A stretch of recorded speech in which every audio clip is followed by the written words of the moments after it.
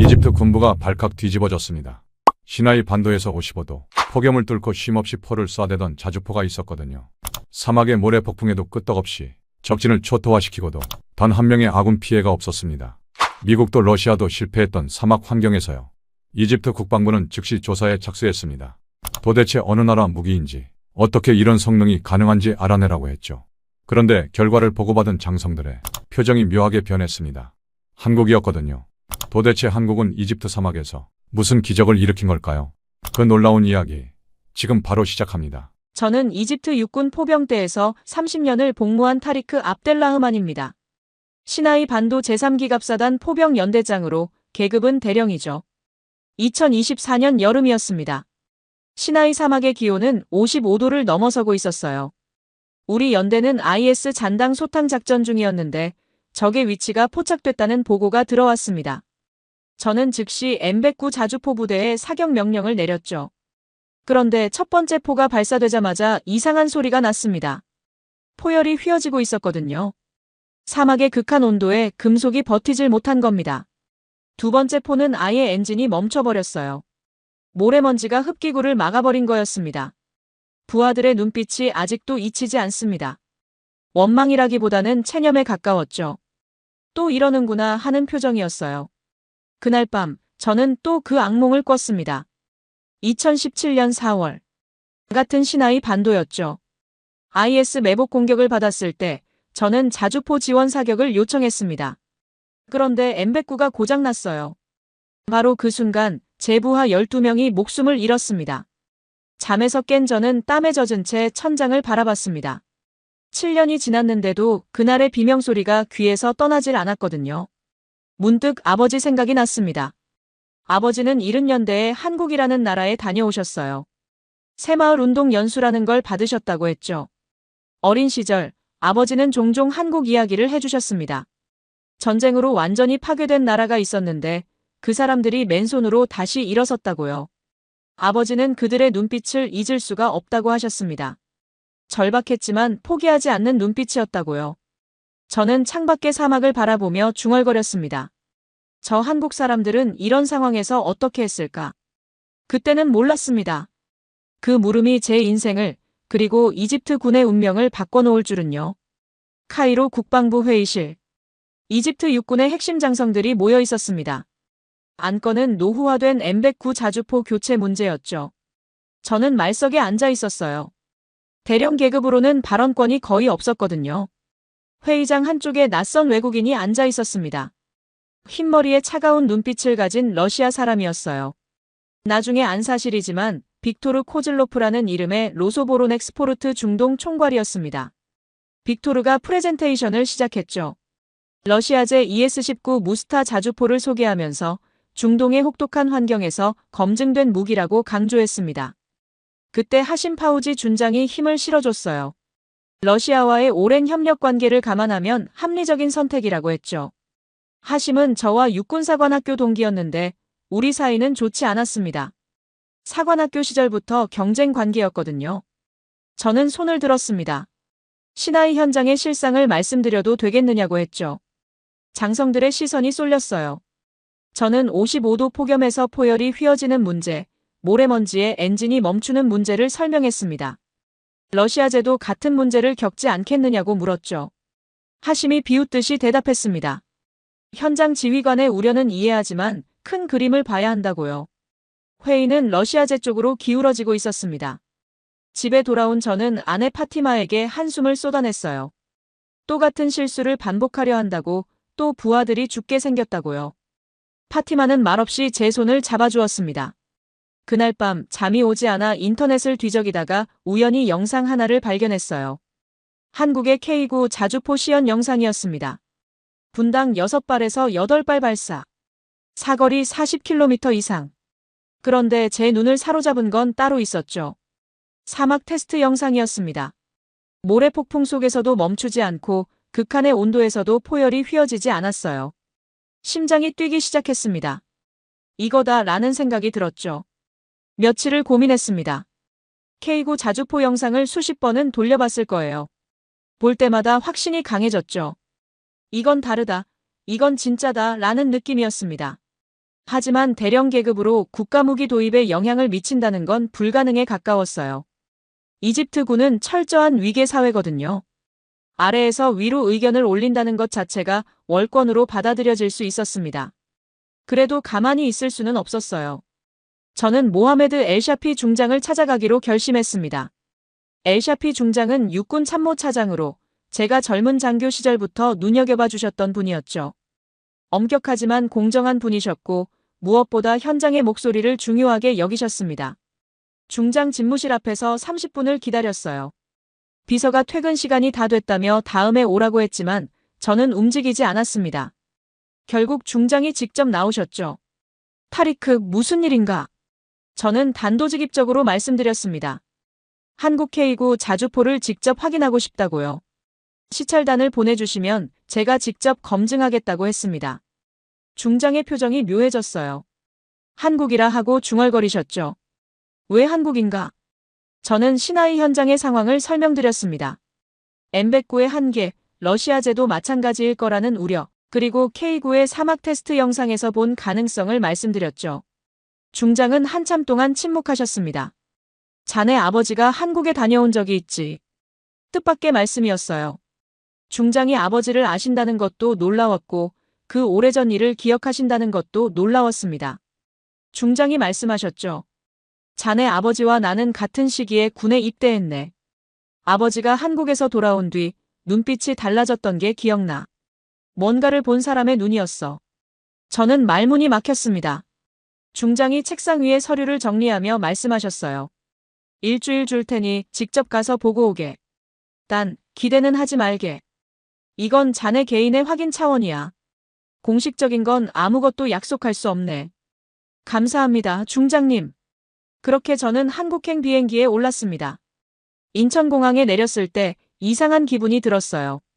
아버지가 50년 전에 밟았던 땅을 제가 밟고 있다는 생각에 가슴이 먹먹해졌거든요. 한화 에어로스페이스 측에서 마중을 나와 있었습니다. 통역을 맡은 김소연이라는 젊은 여성이 유창한 아랍어로 인사를 건넸죠. 어서 오세요, 타리크 대령님. 긴 비행 힘드셨죠? 창원에 있는 한화 공장으로 이동하는 내내 저는 차창 밖을 바라봤습니다. 깨끗하게 정돈된 도로, 질서정연하게 움직이는 차량들, 그리고 곳곳에 보이는 첨단 건물들. 아버지가 말씀하셨던 그 폐허의 나라가 이렇게 변했다는 게 믿기지 않았어요.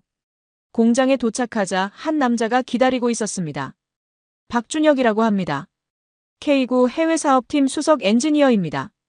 40 초반으로 보이는 그는 무뚝뚝한 인상이었어요. 악수를 하는데 손에 기름때가 묻어 있었습니다. 회의실에만 앉아있는 사람이 아니라 직접 현장에서 뛰는 사람이라는 걸 알 수 있었죠. 저는 본론으로 들어갔습니다. 이집트 사막은 지옥입니다. 55도까지 올라가는 기온, 금속을 갉아먹는 모래먼지, 연약한 지반. 지금까지 어떤 자주포도 우리 환경에서 제대로 작동하지 못했어요. 박준혁은 고개를 끄덕이며 들었습니다. 그래서 저는 직접 확인하러 왔습니다. K9가 정말 그런 환경에서 작동할 수 있는지. 박준혁이 대답했죠. 해결 못할 문제는 없습니다. 너무 단호한 대답이었어요. 저는 속으로 생각했습니다. 또 다른 장사꾼인가? 팔기 위해서라면 뭐든 말하는 사람들을 너무 많이 봐왔거든요. 하지만 박준혁의 눈빛은 달랐습니다. 허풍을 떠는 사람의 눈이 아니었어요. 뭔가를 증명해 보이겠다는 기술자의 자존심이 서린 눈빛이었죠. 저는 마음속으로 중얼거렸습니다. 두고 보자. 다음 날 한화공장 내 시험장에서 K9 사격 시연이 있었습니다. 저는 일부러 가장 앞줄에 섰어요. 모든 것을 직접 눈으로 확인하고 싶었거든요. 옆에는 박준혁이 서 있었고 김소연이 통역을 준비하고 있었습니다. K9가 모습을 드러냈을 때 첫인상은 묵직함이었어요. 55톤에 달하는 거체가 궤도를 굴리며 사격 위치로 이동하는데 그 움직임이 예상보다 훨씬 부드러웠습니다. 박준혁이 설명을 시작했죠. 발사 준비 시간 30초. 분당 최대 8발 발사 가능. 사거리 기본탄 40km, 정밀 유도탄 54km. 숫자만 들으면 놀라운 성능이었어요. 하지만 저는 숫자를 믿지 않습니다. 현장에서 수십 년을 보낸 군인은 눈으로 본 것만 믿거든요. 사격이 시작됐습니다. 쾅! 첫 발이 발사되는 순간 몸이 움찔했어요. 포성의 위력이 예상을 뛰어넘었거든요. 그리고 놀라운 건 그 다음이었습니다. 자동장전 시스템이 작동하면서 두 번째 포탄이 장전되는 데 걸린 시간이 고작 몇 초였어요. 연속 사격이 이어졌습니다. 쾅, 쾅, 쾅. 분당 6발 이상이 정확히 표적을 향해 날아갔죠. 저도 모르게 감탄이 나왔습니다. 하지만 곧 정신을 차렸어요. 이건 한국의 사계절 환경에서의 시연입니다. 시나이 사막은 다르죠. 사격이 끝난 뒤 저는 박준혁에게 말했습니다. 인상적입니다. 하지만 사막에서는 이야기가 달라요. 55도 기온에서 이 포열이 버틸 수 있을까요? 모래먼지가 엔진을 멈추게 하지 않을까요? 박준혁은 잠시 침묵했습니다. 그리고 뜻밖의 제안을 했죠. 그럼 직접 증명하겠습니다. 이집트에서. 뭐라고요? 저희 팀이 이집트로 갑니다. 시나이 사막에서 K9를 테스트하겠습니다. 대령님이 원하시는 그 지옥 같은 환경에서요. 저는 잠시 말을 잃었어요. 보통 무기 회사들은 자기네 땅에서 보여줄 수 있는 것만 보여주고 계약을 따내려 합니다. 직접 고객의 환경에 가서 증명하겠다는 말은 처음 들었거든요. 박준혁이 덧붙였습니다. 물론 쉽지 않을 겁니다. 하지만 저희도 알고 싶어요. K9의 한계가 어디인지. 그걸 알아야 더 좋은 걸 만들 수 있으니까요. 그 말에 저는 이 사람이 단순한 장사꾼이 아닐 수도 있겠다는 생각이 들었습니다. 귀국길 비행기 안에서 저는 깊은 생각에 빠졌어요. 한국에서 본 것들, 박준혁의 제안, 그리고 아버지가 들려주셨던 이야기들이 머릿속에서 뒤섞였죠. 인천공항에서 출발하기 직전 휴대폰이 울렸습니다. 하심 파우지였어요. 타리크, 뭐 하는 짓이야? 허락도 없이 한국에 갔다는 게 사실이야. 중장님께 보고 드렸습니다. 중장님이 뭘 알아? 괜한 짓 하지 마. 러시아 건은 이미 결정된 거나 마찬가지야. 자네 혼자 깝치다가 군 생활 끝장날 수 있어. 전화가 끊겼습니다. 카이로 공항에 도착했을 때 뜻밖의 사람이 기다리고 있었어요. 아들 카림이었습니다. 육군사관학교생도 군복을 입은 채로요. 아버지. 카림아, 웬일이야? 카림의 표정이 굳어 있었습니다. 어머니한테 들었어요. 아버지가 한국에 갔다고. 왜 그런 거예요? 뭔가 문제가 있는 거예요. 저는 대답하지 못했어요. 카림과는 늘 대화가 어려웠거든요. 제가 부대에서 보내는 시간이 너무 많았고 카림이 자라는 동안 제대로 곁에 있어주지 못했습니다. 카림의 눈에서 뭔가를 읽었어요. 존경이 아니었습니다. 실망에 가까웠죠. 아버지는 항상 혼자 결정하시잖아요. 가족한테는 아무 말도 안 하시고. 카림아. 됐어요. 가세요. 카림이 돌아서서 걸어갔습니다. 저는 그 뒷모습을 한참 동안 바라봤어요. 집에 도착해서 파티마에게 한국 이야기를 했습니다. 박준혁이라는 엔지니어, 그의 제안, 그리고 K9의 가능성에 대해서요. 파티마는 조용히 듣더니 물었습니다. 이번엔 다를 것 같아요. 모르겠어. 하지만 시도는 해봐야지. 파티마가 제 손을 잡았습니다. 카림이 걱정하는 거예요. 아버지가 또 힘들어 하실까봐. 그 말에 가슴이 먹먹해졌습니다. 한국에서 돌아온 지 이틀 후, 저는 시나이 반도로 복귀했습니다. 부대원들이 평소와 다름없이 저를 맞았지만 어딘가 어색한 공기가 느껴졌어요. 한국 방문 소식이 이미 퍼진 것 같았죠.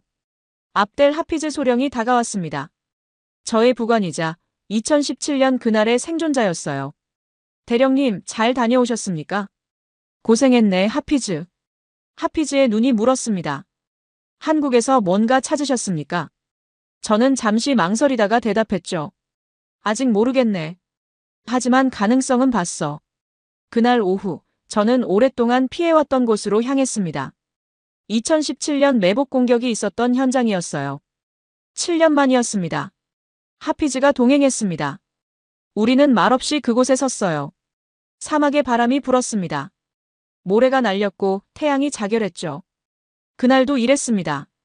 대령님. 하피즈가 입을 열었어요. 저는 그날을 매일 떠올립니다. 자기 전에 아침에 눈을 뜨자마자 전우들의 얼굴이 떠올라요. 나도 그렇네. 저는 솔직하게 말했습니다. 그날 자주포가 고장나지 않았다면, 지원 사격이 제때 이루어졌다면 12명이 살았을 거야. 내가 죽인 거나 마찬가지야. 하피즈가 고개를 저었습니다. 아닙니다, 대령님. 무기가 문제였습니다. 대령님 탓이 아니에요. 하지만 지휘관은 나였어. 다른 방법을 찾았어야 했어. 침묵이 흘렀습니다. 하피즈가 말했죠. 대령님이 한국에 간 이유, 저는 알 것 같습니다.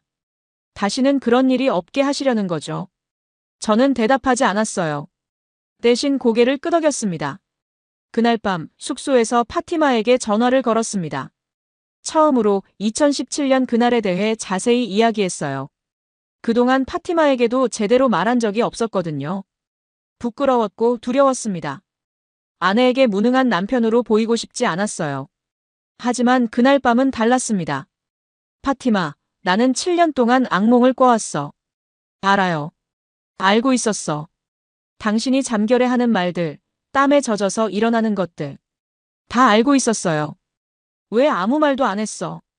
당신이 말해줄 때까지 기다렸어요. 강요하고 싶지 않았거든요. 저는 울었습니다. 전화기를 붙들고 사막 한가운데서 울었어요. 48살 대령이 아이처럼 울었습니다. 파티마가 말했죠. 당신은 좋은 지휘관이에요. 부하들을 사랑하는 사람이에요. 그래서 더 아픈 거잖아요. 나는 좋은 무기가 필요한 게 아니야. 그럼 뭐가 필요해요? 다시는 그런 일이 없어야 해. 내 부하들이 죽는 걸 다시는 볼 수 없어. 그럼 찾아요. 당신이 찾고 있는 그 답을 찾아요. 파티마의 목소리가 따뜻했습니다. 나는 당신 편이에요. 언제나. 그날 밤 처음으로 악몽을 꾸지 않았습니다. 완전히 사라진 건 아니었지만 무언가가 조금 가벼워진 느낌이었어요. 다음 날 아침 엘샤피 중장에게서 연락이 왔습니다. 한국 측에서 연락이 왔네. 시험팀을 보내겠다고 하더군. 자네가 원하는 사막 테스트를 하겠다고. 심장이 뛰었습니다. 중장님 감사합니다. 아직 고마워할 때가 아니야. 이건 시작일 뿐이네. 결과가 안 좋으면 자네 입장이 곤란해질 수 있어. 각오하고 있습니다. 전화를 끊고 저는 창밖의 사막을 바라봤습니다. 이제 시작이다.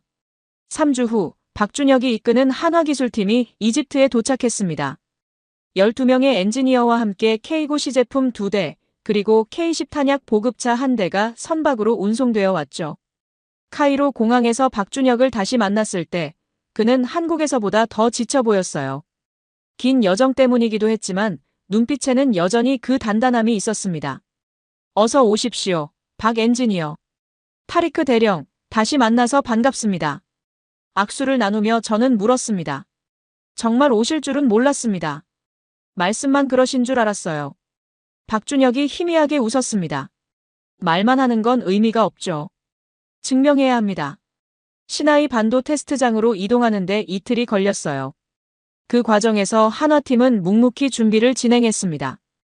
김소연이 통역을 맡아 양측 소통을 도왔고 최영수 박사라는 파워팩 전문가가 사막 환경 세팅을 점검했죠.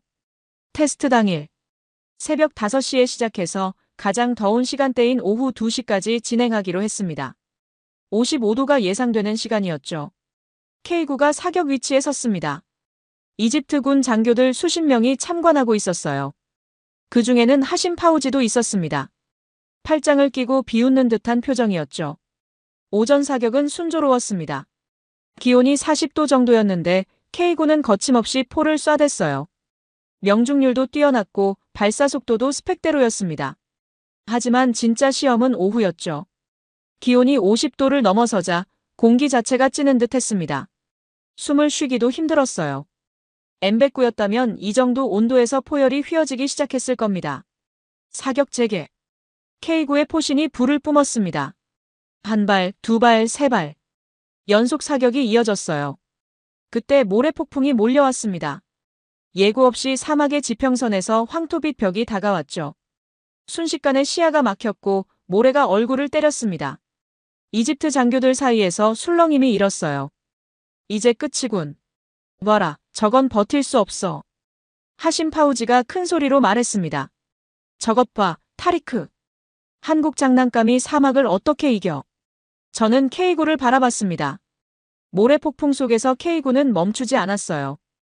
엔진이 돌아가고 있었습니다.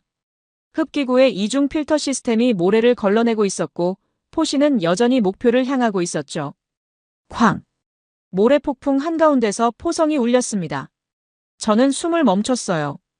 표적 확인 결과 명중이었습니다. 참관단 사이에서 탄성이 터져나왔습니다. 하심 파우지의 얼굴이 굳어졌죠. 하지만 테스트가 끝난 후 박준혁의 표정은 밝지 않았습니다. 문제가 있습니다. 뭐가요? 냉각 시스템에 미세한 이상이 감지됐어요. 지금은 괜찮지만 장시간 운용하면 문제가 될 수 있습니다. 저는 당황했어요. 방금 성공적인 테스트를 마쳤는데 스스로 문제점을 말하다니요. 박준혁이 말했습니다. 오늘 밤 수리하겠습니다. 완벽하지 않으면 의미가 없어요. 그날 밤 박준혁 팀은 밤새 K구를 분해하고 조립했습니다. 저는 멀리서 그 모습을 지켜봤어요. 사막의 차가운 밤 공기 속에서 그들은 손전등을 들고 묵묵히 일했습니다. 새벽 4시쯤 김소연이 제게 다가왔습니다. 대령님, 왜 안 주무세요? 잠이 안 오네요. 저 사람들은 왜 저러는 겁니까? 김소연이 웃었습니다. 막 엔지니어는 원래 저래요. 자기 손으로 만든 게 완벽하지 않으면 못 참아요. 기술자의 자존심이래요. 저존심이요. 네. 팔려고 하는 게 아니라 증명하려고 하는 거예요. 자기 기술이 진짜라는 걸. 그 말이 마음에 남았습니다. 사막 테스트 성공 소식이 퍼지자 적들이 움직이기 시작했습니다. 빅토르 코즐로프가 본격적으로 방해 공작에 나선 거였죠. 첫 번째 공격은 국방부 내부에서 시작됐습니다. 익명의 보고서가 돌았어요. 한국은 사막 경험이 전무하다. K군은 검증되지 않은 무기다. 한국 경제 위기로 인해 기술 지원이 중단될 수 있다. 온갖 부정적인 내용이 담겨 있었죠.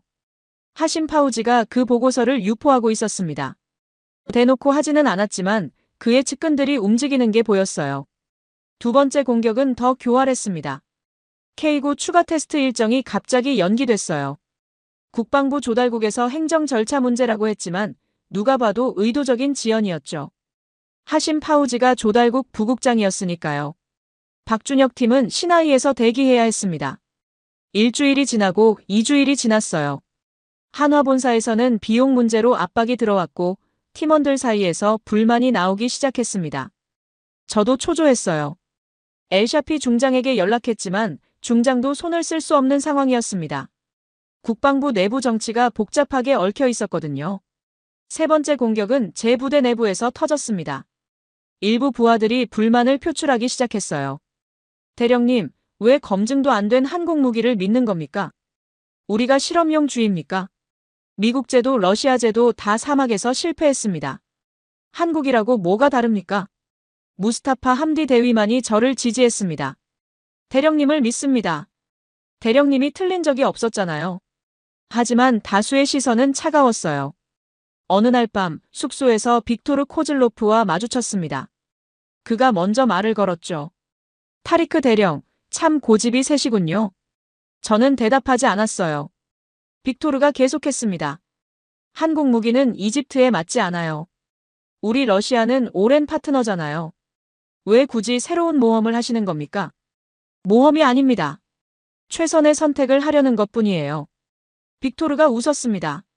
최선의 선택이요. 대령, 세상은 최선이 아니라 현실로 돌아가는 겁니다. 당신이 아무리 발버둥 쳐도 결정은 위에서 내려집니다. 그가 돌아서며 말했죠. 포기하시는 게 좋을 겁니다. 당신 군 생활을 위해서요. 그날 밤 저는 오랫동안 잠을 이루지 못했습니다. 정말 포기해야 하는 걸까? 내가 너무 앞서 나간 걸까? 그때 압델 하피즈 소령이 찾아왔어요. 대령님, 드릴 말씀이 있습니다. 뭔가 하피즈. 저는 대령님을 따르겠습니다. 무슨 일이 있어도요. 2017년 그날 저는 대령님 때문에 살았습니다. 대령님이 마지막까지 우리를 포기하지 않으셨기 때문에요. 그건 다른 이야기야. 아닙니다. 같은 이야기입니다. 대령님은 부하들을 위해 최선을 다하시는 분이에요. 지금도 그러시는 거잖아요. 하피즈의 눈이 진지했습니다. 저는 대령님을 믿습니다. 끝까지요. 그 말에 가슴이 뜨거워졌어요. 고맙네, 하피즈. 저는 마음을 다잡았습니다. 아직 끝이 아니다. 아직 포기할 때가 아니다. 교착 상태가 계속되던 어느 날 뜻밖의 제안이 왔습니다. 카이로 대학 한국학과 아이샤 교수가 연락을 해온 거였어요. 타리크 대령님, 제가 도움이 될 것 같은 자료가 있습니다. 한번 만나주시겠어요? 저는 의아했지만 승낙했습니다. 솔직히 그때는 지푸라기라도 잡는 심정이었거든요. 카이로 대학 연구실에서 아이샤 교수를 만났습니다. 40살 정도 되어 보이는 지적인 여성이었어요. 대령님, 아버님이 70년대에 한국에 다녀오셨다는 이야기를 들었습니다. 어떻게 아시죠? 박준혁 엔지니어에게 들었어요. 대령님, 아버님 이야기를 하시더라고요. 그녀가 책상 위에 서류들을 꺼냈습니다. 저는 한이집트 교류사를 연구하고 있어요. 그런데 자료를 찾다가 흥미로운 걸 발견했습니다. 아이샤가 오래된 흑백 사진을 보여줬어요. 73년 나일강 관계 사업. 한국 기술자들이 이집트에 와서 관계시설 현대화를 도왔습니다. 이집트 엔지니어들과 함께 일했죠. 저는 사진을 자세히 들여다봤습니다. 한국인들과 이집트인들이 함께 삽을 들고 서 있었어요. 웃고 있었죠. 그런데 이 사진에서 아이샤가 한 사람을 가리켰습니다. 이분, 혹시 대령님 아버님 아니세요? 심장이 멈추는 것 같았어요. 젊은 시절의 아버지였습니다. 틀림없었습니다. 아버지가 말씀하시던 새마을 운동 연수가 이거였던 겁니다. 단순히 배우러 간 게 아니라 한국 기술자들과 함께 일했던 거예요. 아이샤가 다른 자료를 꺼냈습니다. 대령님, 아버님이 남기신 보고서도 있어요. 당시 이집트 정부 기록 보관소에서 찾았습니다. 아랍어로 작성된 보고서를 읽기 시작했습니다. 한국인들은 특별했다. 그들은 전쟁으로 모든 것을 잃은 사람들이었다. 하지만 포기하지 않았다. 그들의 눈에는 절망이 아니라 결의가 있었다. 나는 그들에게서 배웠다. 아무것도 없어도 다시 시작할 수 있다는 것을. 저는 한참 동안 그 문장을 바라봤어요. 아이샤가 조용히 말했습니다. 한국이 폐허에서 일어선 건 기적이 아니에요. 포기하지 않은 사람들이 만든 결과예요. 대령님, 아버님은 그걸 보셨던 거예요. 그 말이 가슴을 찔렀습니다. 아버지가 왜 그렇게 한국 이야기를 하셨는지 이해가 됐어요. 단순히 신기한 경험이 아니었던 겁니다. 그건 아버지 인생을 바꾼 만남이었어요. 저는 아이샤에게 물었습니다. 그 한국 기술자들은 어떻게 됐습니까? 아이샤가 고개를 저었습니다. 기록이 많지 않아요. 하지만 한 가지는 확실해요. 그들은 기술만 전해준 게 아니에요. 정신을 전해줬어요. 정신이요. 포기하지 않는 정신. 함께 일어서는 정신. 대령님, 아버님이 받으신 게 그거였던 것 같아요. 숙소로 돌아와서 저는 아버지의 유품 상자를 열었습니다. 오래전에 돌아가신 아버지가 남기신 물건들이었죠. 그 안에서 낡은 일기장을 발견했어요. 펼쳐보니 73년 이집트 기록이 있었습니다. 한국인들과 함께한 나날들, 그들에게서 배운 것들, 그리고 마지막 페이지에 이런 문장이 있었어요. 언젠가 내 아들에게 말해주고 싶다. 세상에는 불가능이 없다는 것을. 한국 사람들이 그걸 증명했다. 저는 일기장을 가슴에 품었습니다. 아버지. 눈물이 흘렀어요. 아버지가 왜 그토록 한국 이야기를 하셨는지 이제야 온전히 이해했습니다. 아버지는 제게 뭔가를 전하고 싶으셨던 거예요. 포기하지 말라는 것을. 박준혁 팀이 떠올랐습니다. 그들의 묵묵한 태도, 완벽을 향한 집념, 실패에도 다시 일어서는 모습. 50년 전 아버지가 만났던 한국인들과 같았어요. 저는 결심했습니다. 이건 단순한 무기 도입이 아니다. 이건 아버지의 인연을 잇는 일이다. 아버지의 일기장을 발견한 후 저는 새로운 각오로 일어섰습니다. 하지만 운명은 쉽게 길을 열어주지 않았어요. 국방부 최종평가회의가 일주일 앞으로 다가왔습니다. 이 회의에서 자주포 도입 방향이 결정될 예정이었죠. 저는 마지막 테스트를 준비하며 만반의 채비를 갖췄어요. 그런데 그날 아침 악몽 같은 소식이 날아왔습니다. 압델 하피즈 소령이 헐레벌떡 뛰어왔어요. 얼굴이 창백했습니다. K9 한 대가 시동이 안 걸린다고 했죠. 엔진이 완전히 멈췄다는 거였어요. 저는 급히 테스트장으로 달려갔습니다. 박준혁 팀이 이미 K9 주위에 모여 있었어요. 최영수 박사가 엔진룸을 들여다보고 있었고 박준혁의 표정은 굳어 있었습니다. 박준혁이 파워팩에 문제가 생겼다고 설명했어요. 원인을 분석 중인데 수리에 최소 사흘은 필요하다고 했습니다. 사흘. 최종 평가 회의까지 일주일밖에 안 남았는데 사흘이라니요. 그 사이에 또 무슨 방해가 들어올지 알 수 없었습니다. 저는 초조하게 기다렸어요. 박준혁 팀이 K9를 분해하기 시작했습니다. 1시간, 2시간이 지났죠. 그때 최영수 박사가 뭔가를 발견했습니다. 박준혁을 불렀고 두 사람이 한참 동안 부품을 살펴봤어요. 그리고 박준혁의 얼굴이 더욱 굳어졌죠. 박준혁이 제게 다가와 말했습니다. 이건 자연적인 고장이 아니라고요. 누군가 의도적으로 부품을 손상시킨 흔적이 있다고 했어요. 연료 라인에 이물질이 들어가 있는데 우연히 들어갈 수 있는 위치가 아니라는 거였습니다. 저는 충격을 받았어요. 사보타주였던 겁니다. 머릿속이 복잡해졌어요. 누가 이런 짓을 했을까? 답은 뻔했습니다. 하심 파우지. 아니면 빅토르 코즐로프의 사주를 받은 누군가. 하지만 증거가 없었어요. 증거 없이는 아무것도 할 수 없었습니다. 설상가상으로 그 소식이 국방부에 퍼졌습니다. 한국 자주포가 테스트 도중 고장났다는 소문이 삽시간에 돌았죠. 역시 사막에서는 안 된다느니 검증 안 된 무기를 왜 자꾸 밀어붙이느냐느니 하는 말들이 오갔어요. 하심 파우지가 회의석상에서 대놓고 말했습니다. 한국 무기는 신뢰할 수 없으니 이번 기회에 확실히 정리하자고요. 저는 반박하고 싶었지만 상황이 불리했어요. 고장난 건 사실이었으니까요. 엘샤피 중장에게 연락했습니다. 시간을 더 달라고 이건 사보타주라고 누군가 의도적으로 방해한 거라고 말씀드렸죠. 중장의 목소리는 차가웠어요. 증거가 있느냐고 물으셨습니다. 없다고 대답할 수밖에 없었죠. 중장은 증거 없이는 아무것도 할 수 없다고 하셨어요. 돕고 싶지만 지금 상황에서는 어렵다고요. 최종 평가 회의는 예정대로 진행되며 그때까지 결과를 내지 못하면 K9 도입권은 없던 일이 될 거라고 하셨습니다. 전화를 끊고 저는 한참 동안 서 있었어요. 모든 것이 무너지는 느낌이었습니다. 7년 전 그날처럼요. 그때도 저는 아무것도 할 수 없었어요. 부하들이 죽어가는 걸 지켜볼 수밖에 없었죠. 숙소로 돌아와 침대에 앉았습니다. 손이 떨렸어요. 포기해야 하나? 그 생각이 머릿속을 맴돌았습니다. 하심 파우지가 옳았던 걸까요? 제가 너무 앞서 나간 걸까요? 대령 주제에 국가 무기 도입에 끼어들려고 한 게 오만이었던 걸까요? 창밖으로 사막의 밤하늘이 보였습니다. 별들이 쏟아지고 있었어요. 아버지의 일기장이 눈에 들어왔습니다. 책상 위에 놓아둔 그 낡은 노트요. 손을 뻗어 다시 펼쳤어요. 아버지의 글씨가 흐릿하게 보였습니다. 세상에는 불가능이 없다. 한국 사람들이 그걸 증명했다. 저는 그 문장을 읽고 또 읽었습니다. 아버지라면 어떻게 하셨을까요? 포기하셨을까요? 아니요. 아버지는 포기하는 분이 아니셨어요. 하지만 저는 아버지가 아니었습니다. 저는 7년 전에 부하들을 잃은 패배자였어요.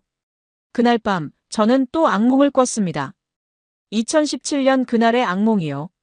죄송합니다. 제가 글자수를 제대로 맞추지 못했습니다. 다시 하겠습니다. 10장부터 다시 쓰고 글자수 확인받고 넘어가겠습니다.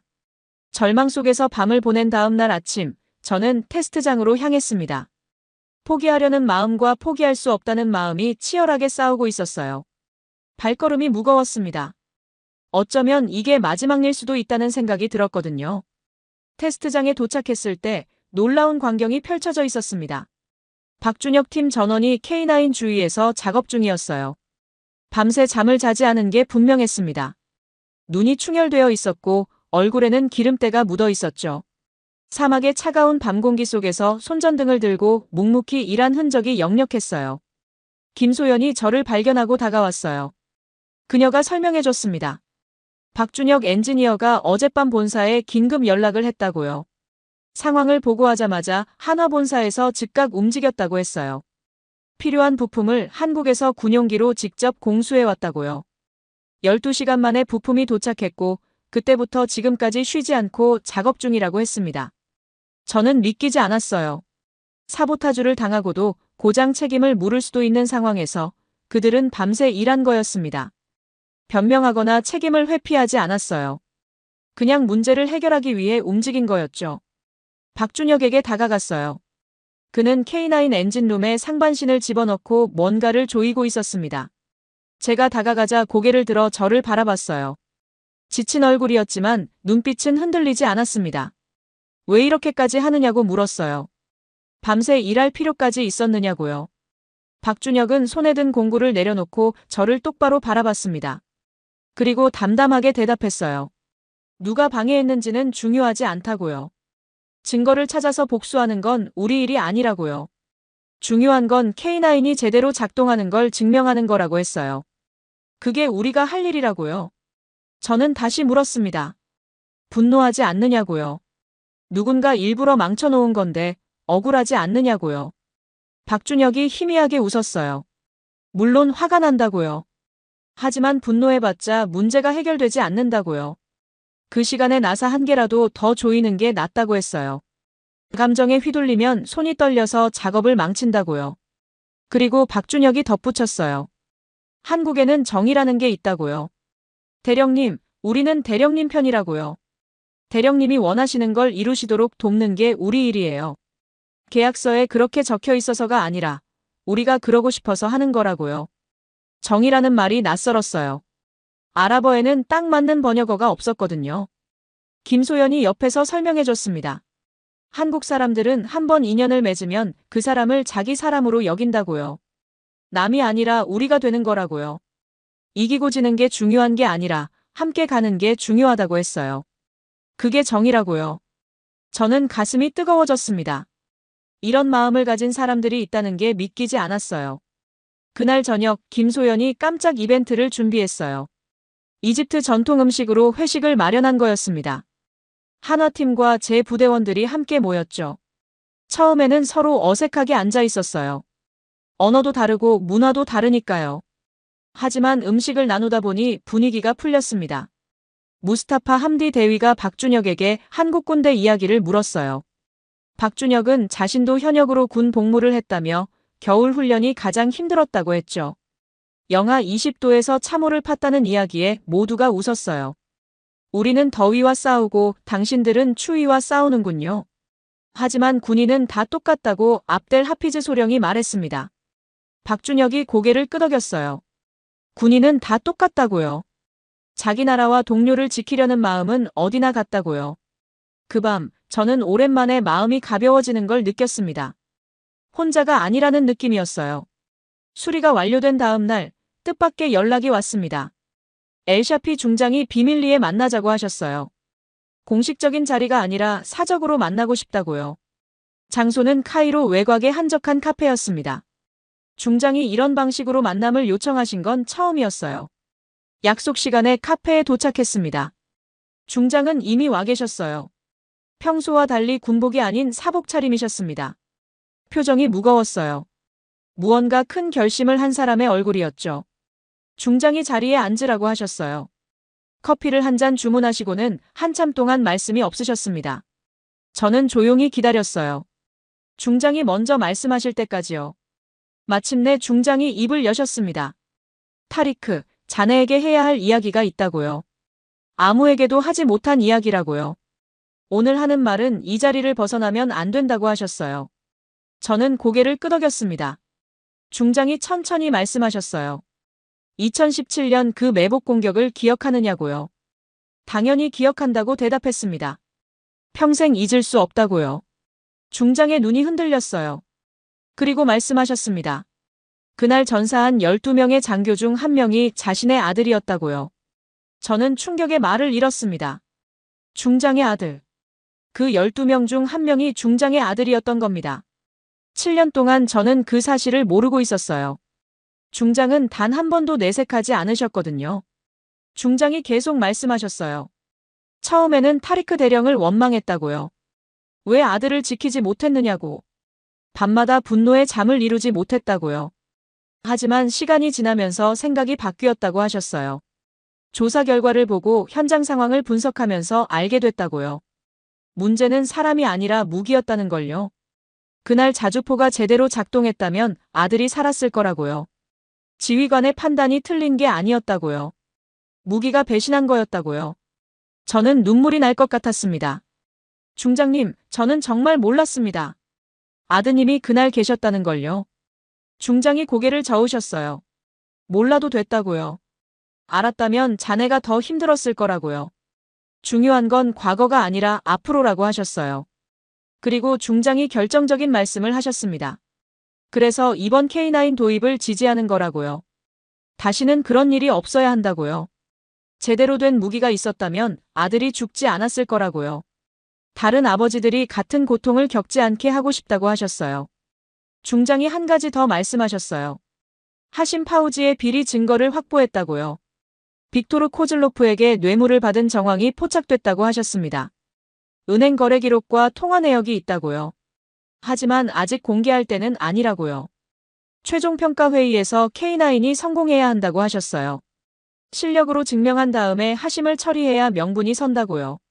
순서가 바뀌면 정치적 보복으로 비칠 수 있다고요. 중장이 제 어깨를 잡으셨어요. 타리크, 이번 테스트가 마지막 기회라고요. 성공하면 모든 게 바뀐다고요. 실패하면 우리 둘 다 끝이라고요. 알겠느냐고 물으셨어요. 저는 고개를 끄덕였습니다. 알겠습니다, 중장님. 반드시 성공하겠습니다. 중장이 일어서시며 말씀하셨어요. 아들 이야기는 아무에게도 하지 말라고요. 이건 복수가 아니라고요. 바로잡는 거라고요. 카페를 나서며 저는 무거운 책임감을 느꼈습니다. 이건 저만의 싸움이 아니었어요. 중장의 아들을 위해서도 제가 잃은 12명의 부하들을 위해서도 반드시 성공해야 했습니다. 최종 평가 회의까지 사흘이 남았습니다. 모든 것이 이 마지막 테스트에 달려 있었어요. 박준혁 팀은 사막 환경 완벽 대응 버전 K9A1 EGY의 마지막 점검에 들어갔습니다. 저도 부대원들과 함께 합동훈련에 참여했어요. K9의 조작법을 익히고 실전 상황을 가정한 시뮬레이션을 반복했죠. 한 번의 실수도 용납되지 않았습니다. 모든 동작이 완벽해야 했어요. 무스타파 함디 대위가 K9에 올라탔을 때 감탄사를 내뱉었어요. 내부가 M109와는 차원이 다르다고요. 자동화 시스템, 디지털 계기판, 인체공학적 좌석 배치. 모든 것이 승무원의 편의를 고려해서 설계되어 있었습니다. 미래에서 온 무기 같다고 함디 대위가 말했어요. 박준혁이 상세한 설명을 이어갔습니다. K9은 단독으로 움직이는 무기가 아니라고요. K10 탄약 보급차, K11 지휘 장갑차와 디지털 네트워크로 연결되어 있다고 했어요. 세 가지가 하나의 시스템으로 작동한다고요. K11에서 표적을 탐지하면 데이터가 실시간으로 K9에 전송되고 사격 후에는 K10이 자동으로 탄약을 보급한다고요. 저는 그 설명을 들으며 깨달았어요. 이건 단순한 자주포 교체가 아니라 이집트 포병 전체의 혁신이 될 거라는 걸요. 개별 무기의 성능이 아니라 시스템 전체의 효율성이 전쟁의 승패를 가르는 시대가 온 거였습니다. 훈련 도중 뜻밖의 방문객이 왔어요. 아들 카림이었습니다. 카림이 테스트장에 나타났을 때 저는 적잖이 놀랐어요. 육군사관학교에서 특별허가를 받고 왔다고 했습니다. 어머니한테 연락해서 아버지가 어디 계신지 알아냈다고요. 카림이 K9을 바라보며 물었어요. 어머니한테 들었다고요. 아버지가 중요한 일을 하고 계신다고요. 뭘 하시는 건지 직접 보고 싶었다고요. 저는 카림을 K9 앞으로 데려갔어요. 그리고 설명해줬습니다. 7년 전 그날의 이야기, 부하들을 잃은 트라우마, 그리고 다시는 그런 일이 없게 하려고 K9 도입을 추진하고 있다는 것을요. 처음으로 아들에게 솔직하게 털어놓았습니다. 카림이 한참 동안 말이 없었어요. K9의 거대한 포신을 올려다보고 있었죠. 그리고 조용히 말했습니다. 그날 일은 어머니한테 들었다고요. 아버지가 얼마나 힘들어하셨는지요. 밤마다 악몽을 꾸신다는 것도요. 하지만 아버지가 직접 말씀해 주신 적은 한 번도 없다고요. 저는 미안하다고 했어요. 아들에게 약한 모습을 보이기 싫었다고요. 군인이자 아버지로서 강해 보이고 싶었다고요. 카림이 고개를 저었어요. 그건 약한 게 아니라고요. 부하들을 사랑해서 아픈 거라고요. 사랑하는 사람을 잃고 슬퍼하는 건 약한 게 아니라고요. 그 말에 가슴이 뭉클했어요. 언제 이렇게 컸을까요? 제가 부대에서 시간을 보내는 동안 카림은 어느새 어른이 되어 있었습니다. 카림이 K9을 바라보며 말했어요. 아버지를 응원하러 왔다고요. 최종 테스트를 직접 지켜보고 싶다고요. 저는 고개를 끄덕였어요. 그래, 지켜봐라. 아버지가 뭘 위해 싸우는지 직접 봐라. 그날 밤 숙소에서 파티마에게 전화했습니다. 카림이 왔다고 처음으로 대화다운 대화를 나눴다고요. 파티마가 웃으며 말했어요. 카림이 아버지를 닮았다고요. 고집이 세고 말이 없지만 속은 따뜻하다고요. 그래서 걱정도 많이 하는 거라고요. 저는 웃었습니다. 오랜만에 진심으로 웃었어요. 내일이면 최종 테스트입니다. 모든 것이 결정될 거예요. 하지만 그 순간만큼은 마음이 평온했습니다. 최종 평가일 아침이 밝았습니다. 시나이 사막의 하늘은 구름 한 점 없이 맑았지만 기온은 이미 40도를 넘어서고 있었어요. 오후가 되면 55도까지 올라갈 거라는 예보였습니다. 테스트장에는 수십 명의 인원이 모여 있었어요. 국방부 고위급 장성들, 외국 무관단, 각국 방산업체 관계자들까지. 이집트군의 미래가 결정되는 자리였으니까요. 빅토르 코즐로프도 참관단 사이에 서 있었어요. 표면적으로는 무표정했지만 눈빛에는 K9이 실패하기를 바라는 기대가 역력했습니다. 하심 파우지 역시 팔짱을 끼고 한쪽에 서 있었죠. 두 사람이 은밀하게 눈짓을 주고받는 게 보였어요. 엘샤피 중장이 연단에 올라 테스트 시작을 선언했습니다. 오늘 K9A1 이지와이의 사막 환경 적합성을 최종 검증하겠다고요. 세 가지 시험을 통과해야 한다고 하셨어요. 연속 사격, 장거리 정밀 타격, 그리고 기동 사격. K9이 사격 위치로 이동하기 시작했습니다. 55톤의 거체가 궤도를 굴리며 사막 위를 미끄러지듯 나아갔어요. 엔진 소리가 낮게 울렸습니다. 마치 잠에서 깨어난 거인 같았죠. 첫 번째 시험은 연속 사격이었어요. 분당 최대 발사 속도를 테스트하는 거였습니다. 제가 사격 명령을 내렸어요. 포성이 울려 퍼졌습니다. 쾅, 쾅, 쾅. 연속으로 6발이 발사됐고 자동장전 시스템이 거침없이 작동했어요. 표적 확인 결과 6발 모두 명중. 참관단 사이에서 감탄이 터져나왔습니다. 두 번째 시험은 장거리 정밀 타격이었어요. 40km밖에 표적을 조준하는 거였습니다. K11 지휘 장갑차에서 표적 데이터가 전송됐어요. K9이 자동으로 사격 재원을 계산했습니다. 발사. 포탄이 사막의 하늘을 가르며 날아갔어요. 몇 초 후 드론이 촬영한 영상이 대형 스크린에 떴습니다. 표적 정중앙 명중. 하심 파우지의 얼굴이 굳어지는 게 보였어요. 빅토르 코즐로프가 뭔가 속삭이는 게 보였죠. 세 번째 시험이 문제였습니다. 기동 사격이었어요. 사막의 연약한 모래 지형을 이동하면서 동시에 사격하는 거였죠. 참관단 중 누군가가 수군거렸어요. 저 구간은 모래가 유난히 깊다고요. 일반 전차도 빠지는 곳이라고요. 분명히 누군가가 의도적으로 가장 험한 곳을 테스트 구간으로 잡은 것 같다고요. 저는 알고 있었어요. 빅토르가 몰래 테스트 구간을 조작했다는 걸요. 하지만 증거가 없었고 지금 항의해봤자 핑계로 들릴 뿐이었습니다. K9이 그 구간으로 진입했어요. 모래가 궤도를 삼키기 시작했습니다. 차체가 기울어지는 것 같았어요. 참관단이 숨을 죽였습니다. 하심 파우지가 비웃는 듯한 표정을 지었죠. 그때 K9의 반능동 서스펜션이 작동했습니다. 차체가 자동으로 균형을 잡았어요. 유압 시스템이 지형 변화에 실시간으로 반응하며 자세를 조절했습니다. 궤도가 모래를 헤치며 전진했어요. 마치 살아있는 생물처럼 지형에 적응하는 모습이었죠. 그리고 이동 중에 포를 쐈어요. 쾅. 표적 확인. 명중. 참관단 사이에서 박수가 터져나왔습니다. 누군가가 환호성을 질렀어요. 저는 박준혁을 바라봤습니다. 그도 저를 바라보고 있었어요. 말없이 고개를 끄덕였죠. 해냈다는 눈빛이었습니다. 세 가지 시험이 모두 끝났습니다. K9은 완벽하게 성능을 증명했어요. 이제 공식적인 평가 결과 발표만 남은 상황이었죠. 그때 예상치 못한 일이 벌어졌습니다. 무선에서 급박한 보고가 들어왔어요. 테스트장 동쪽 5km 지점에서 무장 세력이 발견됐다는 거였습니다. 정찰 드론이 20명 규모의 무장 집단을 포착했다고요. IS 잔당으로 추정된다고 했어요. 참관단 사이에서 술렁임이 일었습니다. 경호병력이 즉시 대피를 권고했어요. 고위급 인사들을 안전한 곳으로 이동시켜야 한다고요. 하지만 저는 움직이지 않았어요. 압델 하피즈 소령이 급히 다가왔습니다. 추가 정찰 결과를 보고했어요. 무장 세력이 이쪽으로 접근 중이라고요. 박격포와 대전차 화기를 갖추고 있다고 했어요. 우리 위치가 노출된 것 같다고요. 저는 빠르게 상황을 판단해야 했습니다. 두 가지 선택지가 있었어요. 첫 번째는 안전하게 후퇴하는 거였습니다. 정규 전투부대가 도착할 때까지 참관단을 대피시키고 기다리는 거죠. 테스트는 이미 성공적으로 끝났으니 굳이 위험을 감수할 필요가 없었어요. 두 번째는 K9으로 직접 대응하는 거였습니다. 실전에서 K9의 능력을 증명하는 거죠. 하지만 위험했어요.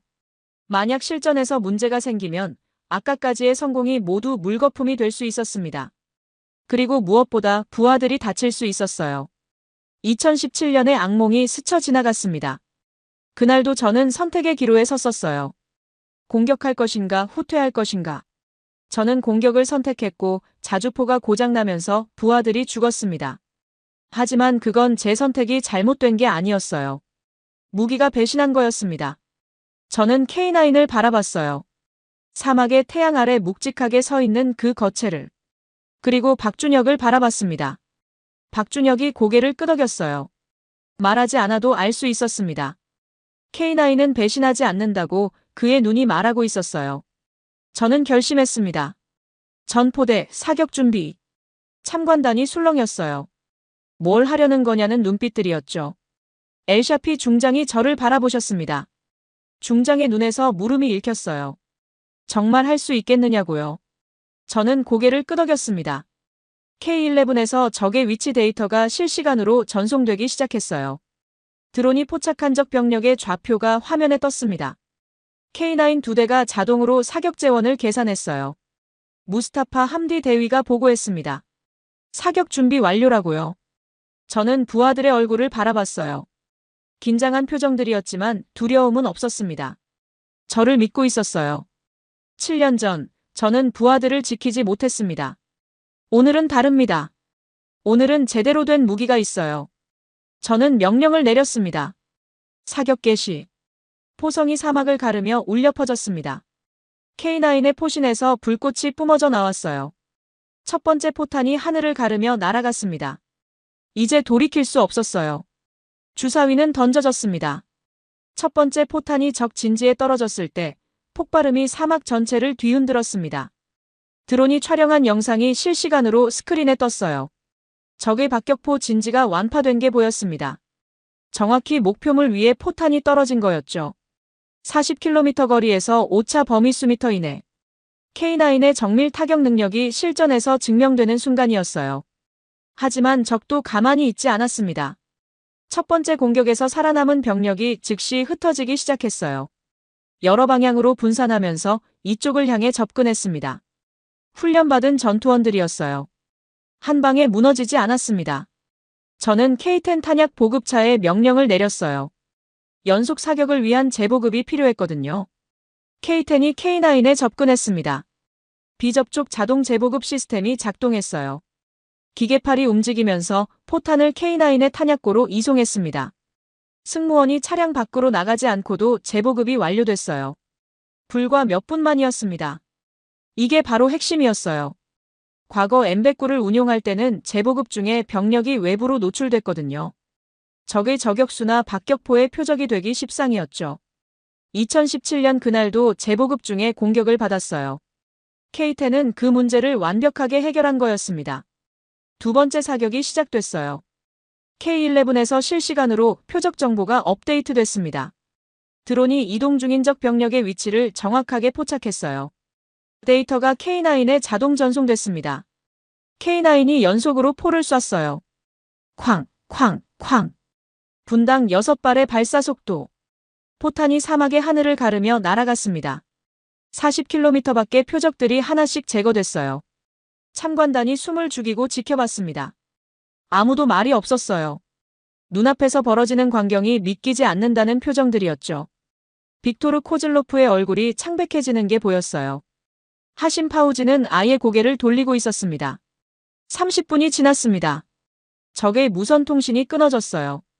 드론 영상에서 더 이상 움직이는 적이 보이지 않았습니다. 전투가 끝났어요. 적 완전 제압. 20명 규모의 무장 세력 무력화. 아군 피해 제로. 저는 K9에서 내려 참관단 앞에 섰습니다. 다리가 떨렸어요. 하지만 이번에는 공포 때문이 아니라 안도감 때문이었습니다. 해냈어요. 정말로 해낸 거였습니다. 엘샤피 중장이 다가오셨어요. 중장의 눈에 눈물이 고여 있었습니다. 중장은 아무 말도 하지 않으셨어요. 그저 제 어깨를 2번 두드리셨죠. 그 순간 저는 알았습니다. 이건 저만의 승리가 아니라는 걸요. 7년 전에 떠난 12명의 부하들, 그리고 중장의 아들. 그들을 위한 승리였어요. 박준혁이 다가왔습니다. 저와 눈을 마주치며 손을 내밀었어요. 저는 그 손을 꽉 잡았습니다. 말이 필요 없었어요. 우리는 함께 해낸 거였습니다. 전투가 끝난 후 테스트장에는 이상한 고요함이 감돌았습니다. 참관단은 하나둘씩 떠났지만 저는 그 자리에 남아 있었어요. K9 옆에 서서 사막의 지평선을 바라봤습니다. 해가 서쪽으로 기울고 있었어요. 붉은 노을이 모래 위로 번지고 있었습니다. 바람이 불어와 얼굴을 스쳤어요. 사막의 바람이었지만 그 순간만큼은 시원하게 느껴졌습니다. 압델 하피즈 소령이 다가왔어요. 제 옆에 섰습니다. 한참 동안 우리는 말없이 지평선을 바라봤어요. 하피즈가 먼저 입을 열었습니다. 대령님, 이제 2017년을 놓아주셔도 될 것 같다고요. 저는 그 말에 한동안 아무 대답도 하지 못했어요. 하피즈가 계속했습니다. 자신도 그날을 매일 떠올렸다고요. 눈을 감으면 전우들의 얼굴이 보였다고요. 왜 자신만 살았을까 죄책감에 시달렸다고요. 하지만 오늘 뭔가 달라진 것 같다고요. 우리가 그들을 위해 할 수 있는 일을 했다는 느낌이 든다고요. 저는 고개를 끄덕였습니다. 저도 같은 느낌이었어요. 7년 동안 짊어지고 있던 무언가가 조금씩 가벼워지는 것 같았습니다. 완전히 사라진 건 아니었어요. 아마 평생 완전히 사라지지는 않겠죠. 하지만 이제는 그 무게를 견딜 수 있을 것 같았어요. 그때 발소리가 들렸습니다. 카림이 달려오고 있었어요. 카림은 전투 내내 안전한 곳에서 지켜보고 있었습니다. 제가 위험한 상황에 뛰어드는 걸 보면서 얼마나 조마조마했을까요? 카림이 제 앞에 멈춰 섰어요. 숨을 몰아쉬고 있었습니다. 그리고 갑자기 거수경례를 했어요. 자세가 반듯했습니다. 육군사관학교에서 배운 대로요. 저는 당황했어요. 카림이 저에게 경례를 한 건 처음이었거든요. 집에서는 늘 아버지라고 불렀지 군인으로서 대한 적은 없었습니다. 카림이 말했어요. 아버지가 자랑스럽다고요. 오늘 아버지가 어떤 사람인지 알았다고요. 부하들을 위해서, 나라를 위해서 목숨을 거는 사람이라고요. 그 한마디에 눈시울이 뜨거워졌어요. 저는 카림을 바라봤습니다. 23살 육군사관학교생도. 언제 이렇게 컸을까요? 제가 부대에서 시간을 보내는 동안 이 아이는 어른이 되어 있었어요. 카림아. 내 아버지. 고맙다. 와줘서. 저는 카림을 끌어안았어요. 오랜만이었습니다. 어렸을 때 이후로 아들을 안아본 적이 없었거든요. 처음에는 어색했지만 곧 따뜻해졌습니다. 박준혁 팀도 다가왔어요. 김소연이 환하게 웃으며 축하한다고 했습니다. 정말 대단했다고요. 최영수 박사는 말없이 고개를 숙여 인사했죠. 무뚝뚝한 그도 눈가가 젖어 있었습니다. 박준혁이 제 옆에 섰어요. 같이 석양을 바라봤습니다. 그가 말했어요. 이제 시작이라고요. 오늘 전투에서 이긴 건 첫 단계일 뿐이라고요. 계약 협상, 기술 이전, 현지 생산. 진짜 일은 여기서부터라고요. 저도 알고 있었어요. 하지만 그 순간만큼은 그냥 이 승리를 느끼고 싶었습니다. 최종 테스트와 실전 성공 소식이 퍼지자 상황이 급변했습니다. 하심 파우지의 비리가 공식적으로 드러났어요. 엘샤피 중장이 확보한 증거가 국방부 감찰실에 넘겨졌고 조사가 시작됐습니다. 빅토르 코즐로프에게 뇌물을 받은 정황이 명백했어요. 은행 거래 내역, 통화 기록, 심지어 둘이 만나는 사진까지 있었습니다. 하심은 즉시 직위 해제됐고 군사법원에 기소될 예정이었어요. 빅토르 코즐로프도 이집트에서 추방됐습니다. 러시아 대사관이 항의했지만 이집트 정부는 단호했어요. 내정 간섭은 용납하지 않겠다고요. 그리고 본격적인 계약 협상이 시작됐습니다. 저는 협상 테이블에 옵저버 자격으로 참석했어요. 한화 측에서는 본사 임원진이 왔고 이집트 측에서는 국방부 조달국 새 책임자가 배석했습니다. 엘샤피 중장도 참석하셨어요.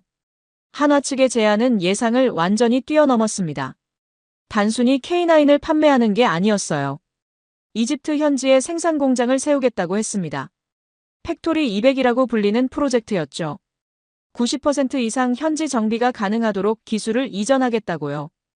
이집트 기술자들이 직접 K9을 조립하고 수리하고 업그레이드할 수 있게 해주겠다고 했어요. 심지어 탄약 생산 라인까지 구축해주겠다고요. 이집트 측 관계자들이 술렁였습니다. 이런 조건은 전례가 없었거든요. 보통 무기 수출국들은 기술을 철저하게 보호해요. 수입국이 자립하면 더 이상 자기들한테 사지 않을 테니까요. 그런데 한국은 정반대였습니다. 저는 협상이 끝난 후 박준혁에게 물었어요. 왜 이렇게까지 해주느냐고요? 기술을 다 넘기면 한국에 남는 게 뭐냐고요? 박준혁이 대답했습니다. 우리도 한때 아무것도 없었다고요. 전쟁으로 모든 걸 잃었죠. 땅도 공장도 기술도 없었어요. 그때 누군가가 우리에게 기회를 줬다고요. 기술을 나눠주고 함께 성장하자고 손을 내밀어줬다고요. 이제 우리가 그걸 돌려줄 차례라고요. 받기만 하는 건 진정한 파트너십이 아니라고요. 함께 성장해야 진짜 동반자라고요. 저는 그 말을 듣고 아버지의 일기장을 떠올렸어요. 50년 전 아버지가 만났던 한국인들. 전쟁의 폐허에서 일어선 사람들. 그들이 아버지에게 전해준 정신이 바로 이거였구나 깨달았습니다. 협상은 순조롭게 진행됐어요. 최종 계약 내용은 이러했습니다. K9 216문, K10 탄약 보급차 39대, K11 지휘 장갑차 50대, 거기에 기술 이전과 현지 생산 라인 구축까지. 총 계약 규모는 약 17억 달러. 이집트 역사상 가장 큰 규모의 방산 계약 중 하나였습니다. 아버지, 보고 계시죠? 저는 속으로 중얼거렸어요. 아버지가 사랑했던 그 나라 사람들이 50년이 지난 지금도 같은 마음으로 우리에게 손을 내밀고 있어요. 계약이 체결된 날, 저는 공식적으로 K9 도입 사업 총괄 책임자로 임명됐습니다. 엘샤피 중장이 직접 발표하셨어요.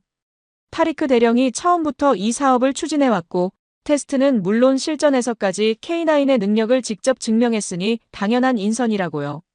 앞으로 기술 이전과 현지 생산까지 총괄하게 될 거라고 하셨습니다. 저는 감사하다는 말밖에 할 수 없었어요. 발표가 끝난 후 중장이 저를 따로 부르셨습니다. 조용한 복도에서 둘만 이야기를 나눴어요. 중장이 말씀하셨습니다. 하심 파우지는 군사법정에 서게 될 거라고요.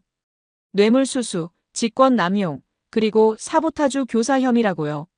증거가 충분하니 오랫동안 철창 신세를 지게 될 거라고 하셨어요. 저는 물었습니다. 중장님은 속이 시원하시냐고요. 중장이 잠시 침묵하셨어요. 그리고 고개를 저으셨습니다. 시원하지 않다고요. 하심이 처벌받는다고 해서 아들이 돌아오는 게 아니니까요. 그 아이의 웃음소리를 다시 들을 수 있는 것도 아니고요. 하지만 이건 복수가 아니라고 하셨어요. 정의를 바로 세우는 거라고요. 하심 같은 사람이 계속 군에 있으면 또 다른 비극이 생길 거라고요. 그걸 막는 게 살아남은 사람들의 의무라고 하셨습니다. 저는 그 말에 깊이 공감했어요. 저도 마찬가지였거든요. 복수심으로 여기까지 온 게 아니었습니다. 다시는 같은 일이 반복되지 않게 하려고 온 거였어요. 집에 돌아왔을 때 파티마와 카림이 기다리고 있었습니다. 파티마가 제일 좋아하는 음식을 준비해놨어요. 풀이라는 콩 요리와 바스투르마라는 절인 고기. 어릴 때 어머니가 해주시던 맛 그대로였습니다. 식탁에 둘러앉아 함께 식사를 했어요. 오랜만이었습니다. 언제 마지막으로 가족이 다 같이 밥을 먹었는지 기억도 나지 않았어요. 카림이 말했습니다. 아버지, 축하드린다고요. 앞으로 어떻게 되는 거냐고 물었어요. 저는 설명해줬습니다. K9 도입 사업을 총괄하게 됐다고요. 공장 건설 감독, 기술 이전 관리, 인력 교육까지. 최소 3, 4년은 이 일에 매달려야 할 거라고요. 파티마가 한숨을 쉬며 웃었어요. 당신은 정말 쉴 줄을 모른다고요. 하지만 눈빛은 자랑스러워 보였습니다. 카림이 말했어요. 아버지, 저도 돕고 싶다고요. 졸업하면 포병으로 배치받고 싶다고요. 저는 카림을 바라봤습니다. 진심이냐고 물었죠. 카림이 고개를 끄덕였어요. 아버지를 보면서 알게 됐다고요. 포병이 얼마나 중요한 병과인지요. 화력 지원 없이는 보병이 움직일 수 없다고요. 그리고 아버지처럼 부하들을 지키는 지휘관이 되고 싶다고요. 그 말에 가슴이 뭉클했어요. 저는 카림의 어깨를 잡았습니다. 힘든 길이라고 했어요. 사막의 더위, 밤샘 훈련, 그리고 언제 올지 모르는 실전. 쉬운 게 하나도 없다고요. 하지만 내가 정말 원한다면 나는 응원한다고요. 카림이 웃었어요. 환하게요. 그 웃음을 본 게 얼마만인지 몰랐습니다. 6개월이 지났습니다. 이집트 카이로 외곽의 팩토리 200 공장이 완공됐어요. 한화와 이집트 정부의 합작시설이었습니다. K9의 현지 조립, 정비, 그리고 부품 생산이 이루어지는 곳이죠. 중동 지역 최대 규모의 방산 협력 공장이었어요.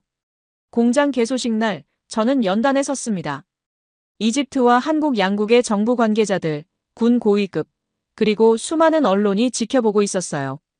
긴장됐지만 동시에 벅찬 감정이 밀려왔습니다. 저는 연설을 시작했어요. 오늘 이 자리는 단순한 공장 개소식이 아니라고요.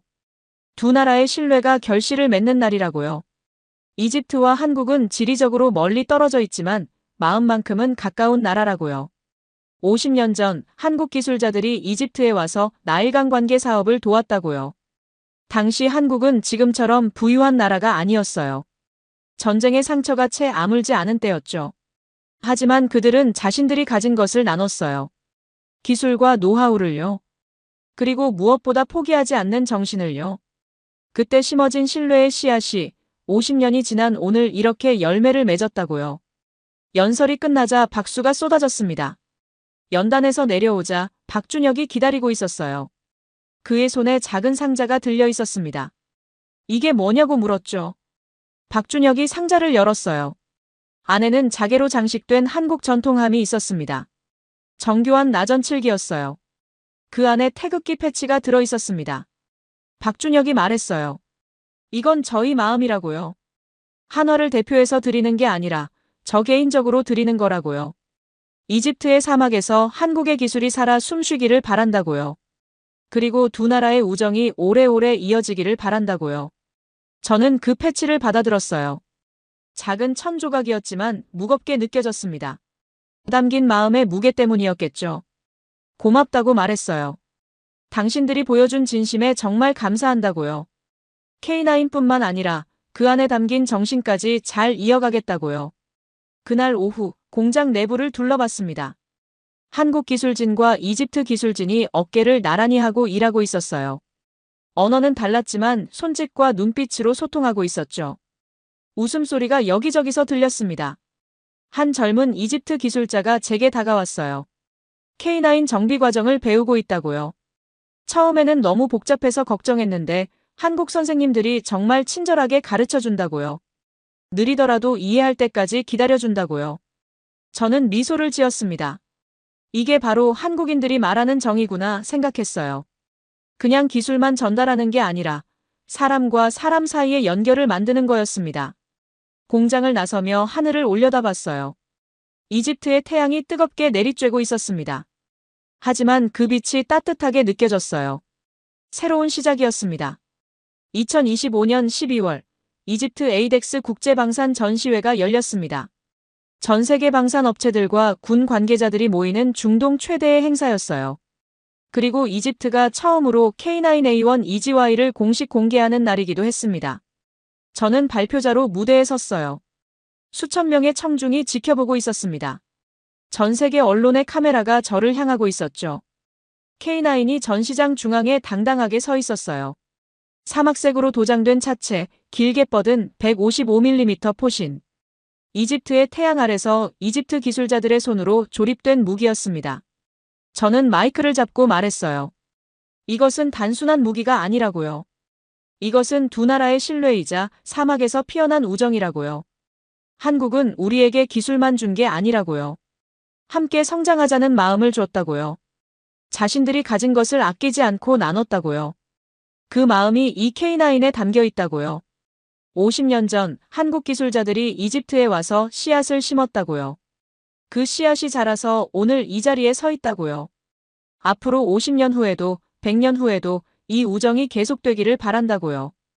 발표가 끝나자 박수가 터져 나왔습니다. 중동과 아프리카 국가들의 관계자들이 몰려왔어요. K9에 대해 묻고 이집트의 경험에 대해 물었습니다. 저는 하나하나 대답해줬어요.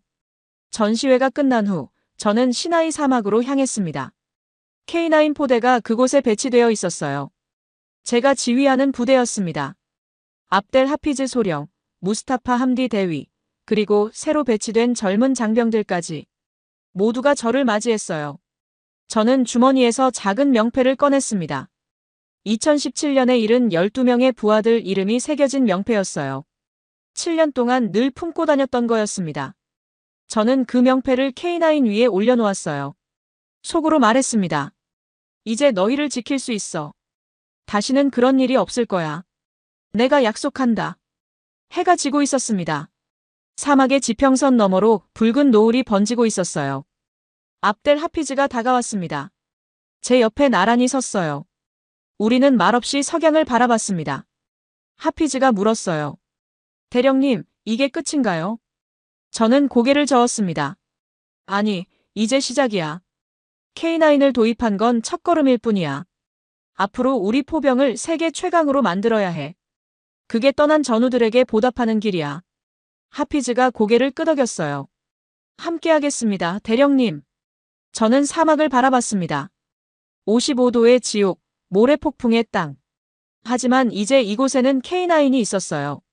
사막의 천둥. 이집트 병사들이 붙여준 이름이었습니다. 바람이 불어왔어요. 모래가 날렸지만 K9은 꿈쩍도 하지 않았습니다.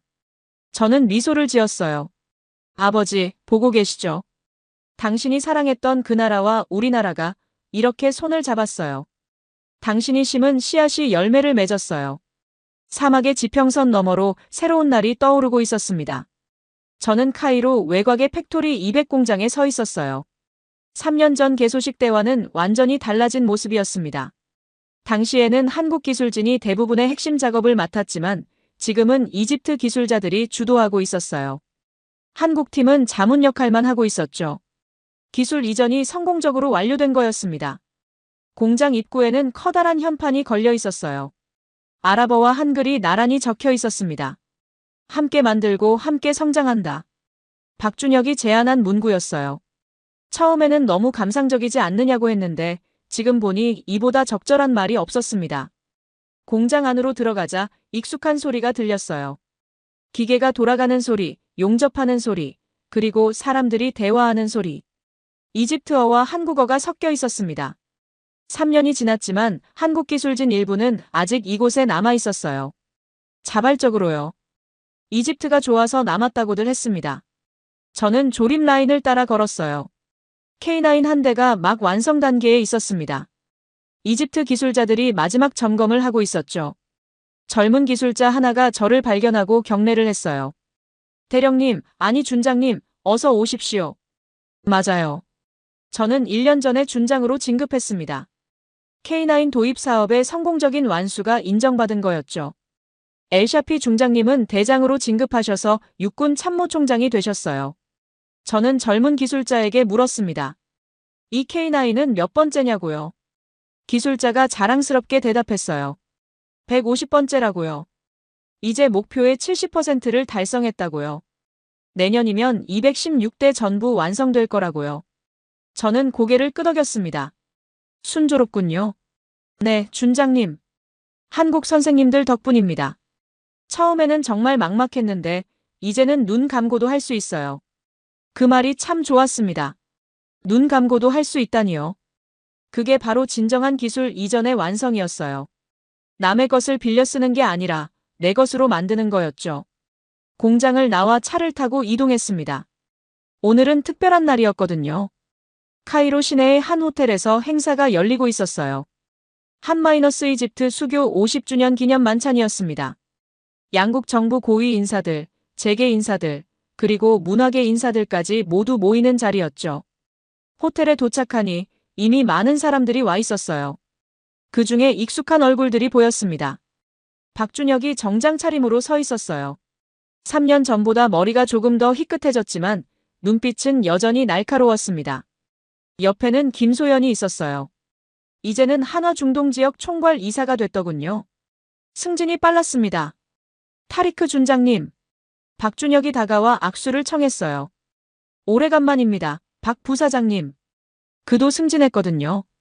K9 이집트 수출 성공으로 한화 내에서 입지가 크게 올랐다고 했어요. 우리는 잠시 담소를 나눴습니다. 지난 3년간의 일들, 앞으로의 계획들.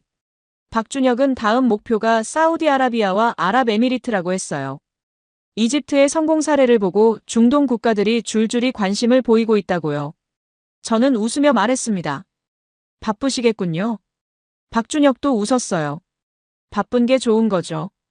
일이 있다는 건 필요한 사람이라는 뜻이니까요. 그때 만찬장 안에서 음악 소리가 들렸습니다. 행사가 시작되려나 봤어요. 우리는 안으로 들어갔습니다. 만찬장은 화려하게 장식되어 있었어요. 이집트 전통 문양과 한국 전통 문양이 조화롭게 어우러져 있었습니다. 양국 국기가 나란히 걸려 있었고 중앙에는 커다란 스크린이 설치되어 있었죠. 행사가 시작됐습니다. 양국 대사의 인사말이 있었고 정부 대표의 축사가 이어졌어요. 그리고 특별 영상이 상영됐습니다. 영상 제목은 50년의 동행이었어요. 1973년 나일강 관계 사업부터 시작해서 2025년 K9 도입까지의 역사를 담은 다큐멘터리였습니다. 영상 속에 낯익은 사진이 나왔어요. 1973년 나일강 현장. 한국인 기술자들과 이집트인 기술자들이 함께 서 있는 흑백 사진이었습니다. 그 사진 속에 젊은 시절의 아버지가 계셨어요. 저는 가슴이 뭉클해졌습니다. 영상은 계속됐어요. 중간에 제 인터뷰도 나왔습니다. K9 도입 과정에서의 어려움, 한국팀과의 협력, 그리고 실전에서의 성공까지. 제가 말하는 모습을 보니 쑥스럽기도 하고 감회가 새롭기도 했어요. 영상이 끝나고 박수가 쏟아졌습니다. 사회자가 말했어요. 다음은 특별연사의 말씀이 있겠다고요. 한-이집트 방산 협력의 주역, 타리크 압델라흐만 준장을 무대로 모시겠다고요. 저는 일어서서 무대로 올라갔습니다. 수백 명의 시선이 저를 향하고 있었어요.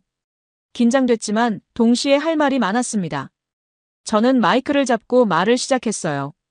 존경하는 양국 귀빈 여러분, 안녕하십니까? 타리크 압델라흐만입니다. 오늘 이 자리에 서니 감회가 새롭습니다. 50년 전 제 아버지가 한국 기술자들과 함께 나일강 둑에 섰던 것처럼 오늘 저는 양국의 미래를 위해 이 자리에 섰습니다. 아버지는 생전에 한국에 대해 자주 말씀하셨습니다. 전쟁으로 모든 것을 잃은 나라 하지만 포기하지 않고 다시 일어선 사람들. 그들의 눈빛을 잊을 수 없다고 하셨습니다. 저는 오랫동안 그 말의 의미를 완전히 이해하지 못했습니다. 그냥 아버지의 추억 정도로 생각했죠. 그러다 K9 프로젝트를 진행하면서 알게 됐습니다. 아버지가 말씀하셨던 그 눈빛을요. 한국팀의 눈에서 같은 것을 봤거든요. 포기하지 않는 눈빛. 함께 하려는 눈빛. 이기기 위해서가 아니라 함께 성공하기 위해 노력하는 사람들의 눈빛이었습니다. 저는 박준혁을 바라봤어요. 그가 미소 짓고 있었습니다. 한국 사람들은 정이라는 말을 씁니다. 처음에는 무슨 뜻인지 몰랐어요. 번역이 잘 안 되더군요. 하지만 지금은 압니다. 정은 함께 한다는 것입니다. 좋을 때나 힘들 때나 곁에 있어준다는 것입니다. 계약서에 적힌 의무 때문이 아니라 마음이 이끄는 대로 함께 한다는 것입니다. K9 프로젝트는 그런 정의 결실입니다. 무기를 사고 파는 거래가 아니라 두 나라가 함께 성장하겠다는 약속입니다. 저는 이 자리를 빌려 한국에 감사드립니다. 기술을 준 것에 감사드리는 게 아닙니다. 기술보다 더 소중한 것, 신뢰와 우정을 준 것에 감사드립니다. 앞으로 50년 후에도 100년 후에도 이 우정이 계속되기를 바랍니다. 그것이 오늘 이 자리에 선 저의 소망입니다. 감사합니다. 박수가 터져나왔습니다. 기립박수였어요. 저는 무대에서 내려왔습니다. 파티마와 카림이 앞줄에 앉아 있었어요. 파티마는 눈물을 닦고 있었고 카림은 환하게 웃고 있었습니다. 카림 옆에는 젊은 여성이 앉아 있었어요. 카림의 약혼녀 노라였습니다. 둘은 6개월 전에 약혼했어요. 노라는 카이로 대학공학과 출신으로 지금은 팩토리 200에서 기술자로 일하고 있었습니다. 저는 가족 옆에 앉았습니다. 파티마가 제 손을 잡았어요. 훌륭했어요, 당신. 카림이 말했습니다. 아버지, 정말 멋있었어요. 노라도 미소 지으며 고개를 숙였어요. 축하드립니다, 아버지. 저는 그 호칭에 아직도 익숙하지 않았습니다. 아버지라니요. 곧 진짜 아버지가 될 텐데요. 카림과 노라의 결혼식이 2달 앞으로 다가왔거든요. 만찬이 이어졌습니다. 맛있는 음식과 좋은 사람들. 저는 행복했어요. 진심으로요. 만찬이 끝난 후 저는 호텔 발코니로 나갔습니다. 시원한 밤 공기가 얼굴을 스쳤어요. 카이로의 야경이 눈앞에 펼쳐졌습니다. 누군가 옆에 왔어요. 박준혁이었습니다. 우리는 한참 동안 말없이 야경을 바라봤어요. 박준혁이 먼저 입을 열었습니다. 준장님, 기억나세요? 처음 만났을 때요. 저는 웃었어요. 물론이죠. 창원 공장에서였죠.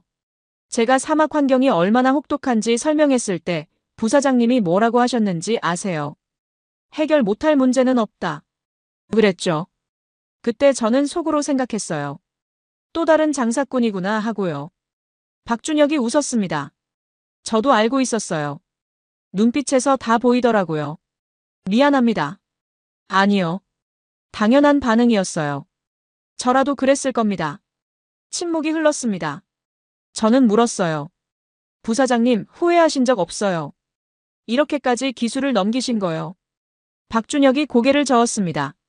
한 번도요. 오히려 자랑스럽습니다. 제가 만든 기술이 이집트에서 뿌리내리고 있잖아요. 이집트 기술자들이 제 기술을 발전시키고 있잖아요. 그게 진짜 기술의 생명이에요. 혼자 갖고 있으면 죽은 기술이지만 나누면 살아있는 기술이 되는 거죠. 그 말이 가슴에 와닿았습니다. 저는 말했어요. 고맙습니다. 진심으로요. 박준혁이 손을 내밀었습니다. 저도요, 준장님. 당신 같은 분을 만나서 영광이었습니다. 저는 그 손을 꽉 잡았어요. 우리는 다시 야경을 바라봤습니다. 카이로의 불빛들이 반짝이고 있었어요. 저 멀리 피라미드의 실루엣이 희미하게 보였습니다. 5천년 역사의 땅에서 새로운 역사가 쓰이고 있었습니다. 발코니 문이 열리고 누군가 나왔어요. 카림이었습니다. 아버지, 어머니가 찾으세요. 알겠다. 금방 갈게. 카림이 박준혁에게 인사했어요. 부사장님, 감사합니다. 덕분에 아버지가 많이 변하셨어요. 박준혁이 미소 지었습니다. 무슨 말씀이에요? 준장님은 원래 훌륭한 분이셨어요. 카림이 고개를 저었어요. 아니요. 예전 아버지는 항상 무거운 짐을 지고 계셨어요. 2017년 그날의 짐이요. 하지만 K9 프로젝트 이후로 많이 가벼워지셨어요. 웃는 모습도 자주 보이시고요. 그 말에 저는 가슴이 뭉클해졌습니다. 카림아. 내 아버지.